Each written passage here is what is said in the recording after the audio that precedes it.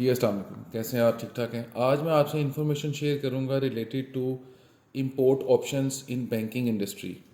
There are main 5 categories. One is advance payment, second is LC, third is bank contract, fourth is collection and fifth is open account.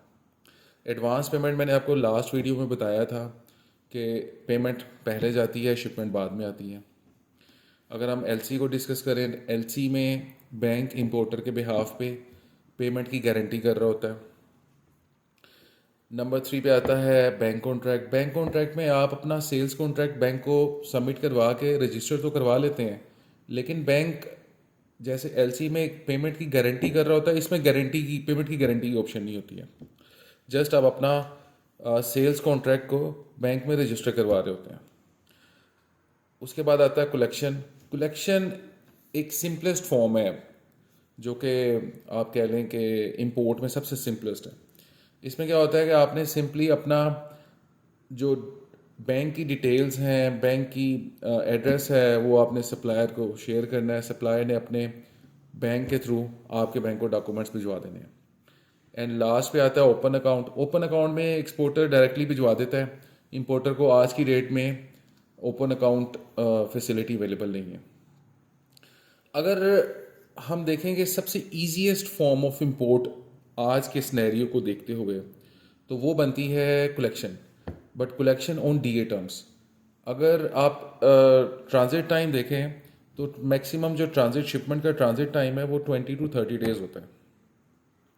तो आप अगर short term DA रखते हैं like 45 days from the date of BL या maximum 60 days from the date of BL, तो उसमें क्या है कि जब आपके डॉक्यूमेंट्स आएंगे तो आपको ये परेशानी नहीं होगी कि डॉलर्स की जो है वो अवेलेबिलिटी की वजह से आपके डॉक्यूमेंट पेंडिंग हुए हैं. आज की डेट में तो वैसे ये सिचुएशन नहीं है, but you never know, situation जो है वो खुदा ना खासा दोबारा भी वर्स्ट हो सकती है.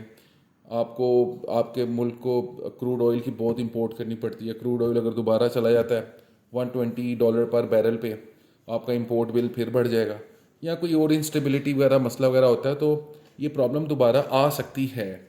तो हमें थोड़ा बहुत विजिलेंट रहना पड़ेगा. अगर हम ईजियर ऑप्शन लेते हैं, ईजियर ऑप्शन में क्या है कि आपके डॉक्यूमेंट्स आ गए हैं, बैंक ने पेमेंट नहीं करनी है, बैंक पेमेंट करेगा बाद में, मेच्योरिटी के बाद.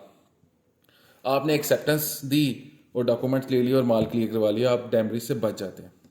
तो ईजीएस्ट फॉर्म है कलेक्शन ऑन डीए टर्म. लेकिन अगर ये वहाँ पे पॉसिबल है जब आपका सप्लायर जो है वो जिसके साथ आपकी रेगुलर ट्रांजैक्शन होनी है. लेकिन अगर आपके सप्लायर के साथ रेगुलर ट्रांजैक्शंस नहीं होनी है, तो फिर आपको साइट की तरफ जाना पड़ेगा, या इवन आपका सप्लायर ही डिमांड करता है कि मुझे साइट पे ही चाहिए काम करना है.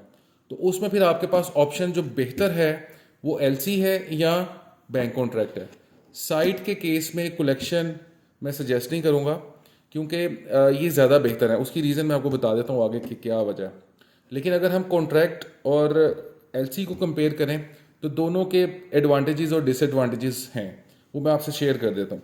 एलसी के केस में अगर आपकी क्रेडिट हिस्ट्री पुरानी नहीं है और आपकी एलसी की लाइन पहले नहीं बनी हुई, तो आपको मार्जिन देना पड़ता है, भले वो 100% हो या जो भी बैंक आपकी अप्रूवल करता है. तो आप अगर एलसी खोलते हैं आज की डेट में, तो आपको मार्जिन भी देना पड़ेगा, आपके फंड्स भी ब्लॉक होंगे, फिर एलसी की कमीशन भी ज़्यादा होती है, एलसी की अप्रूवल थोड़ा सा टाइम भी ज़्यादा लगता है, फिर वो क्लॉजेज वगैरह भी सारी देखनी होती हैं. तो एलसी थोड़ी सी डिफ़िकल्ट है. On the other hand bank contract में इस तरह से प्रॉब्लम्स नहीं है कि आपके फंड्स भी मार्जिन का भी 100% मार्जिन लिया जा रहा है, या कमीशन का इशू, कमीशन भी इसमें कम है, फिर क्लॉजेस वगैरह का भी कोई मसला नहीं है.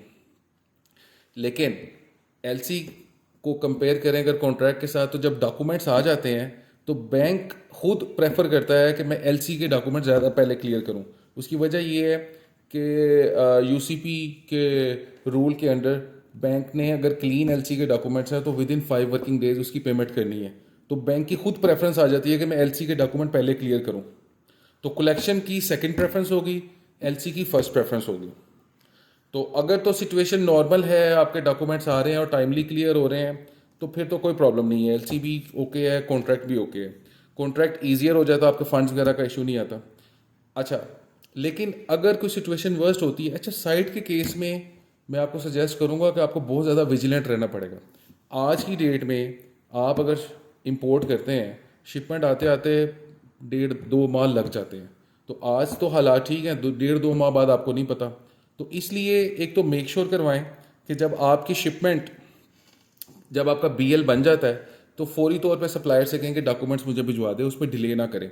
सो दैट कि अगर बैंक को 2-4 दिन लगते भी हैं तो बैंक आपके डॉक्यूमेंट्स अर्ली आ जाएं और आप उसमें टाइमली डॉक्यूमेंट्स क्लियर करवा लें। अच्छा, उसमें अगर आप टाइमली डॉक्यूमेंट्स नहीं मंगवा पाते हैं तो एक ऑप्शन होती है शिपिंग गारंटी की। शिपिंग गारंटी क्या होती है कि लेट्स सपोज आपकी शिपमेंट आ गई है और आपके डॉक्यूमेंट्स अभी बैंक में नहीं पहुंचे हैं, तो डैमरेज को बचाने के लिए आप अपने बैंक से रिक्वेस्ट करते हैं कि मुझे एक शिपिंग गारंटी इशू कर दें।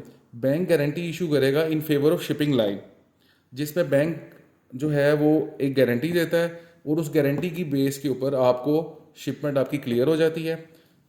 डॉक्यूमेंट्स बाद में आएंगे, पेमेंट भी बाद में होगी, लेकिन शिपिंग गारंटी के बिहाफ पे आपकी शिपमेंट क्लियर हो जाएगी, आपके डैमेजेस बच जाएंगे। अच्छा, ये जो शिपिंग गारंटी वाली ऑप्शन है ये कलेक्शन में अवेलेबल नहीं है। ये आपको कॉन्ट्रैक्ट में भी हो सकती है अवेलेबल और एलसी में भी हो सकती है। इसीलिए मैंने आपसे रिक्वेस्ट किया था कि कलेक्शन जो है वो साइट पे अवॉइड करें। आप अगर साइट पे काम करना है तो एलसी या बैंक कॉन्ट्रैक्ट पे करें। अच्छा, इसमें एक और बहुत इंपॉर्टेंट चीज़ है, हम इंपोर्ट में क्या करते हैं, ये कलेक्शन में और कॉन्ट्रैक्ट में बड़ा कॉमन मैंने देखा है। एलसी में तो क्या होता है कि आपकी क्लॉज में शामिल होता है तो आपका बीएल ऑलरेडी बैंक की फेवर में ही आता है, लेकिन कॉन्ट्रैक्ट के केस में मोर देन 90% जो बीएल है वो इंपोर्टर के नाम पे बना होता है। अच्छा, अगर आपका बीएल इंपोर्टर के नाम पे बना हुआ तो बैंक आपकी शिपिंग गारंटी इशू नहीं करेगा। इसलिए अच्छा, ये वैसे भी उसूली तौर पे जो बीएल है वो इन फेवर ऑफ बैंक होना चाहिए।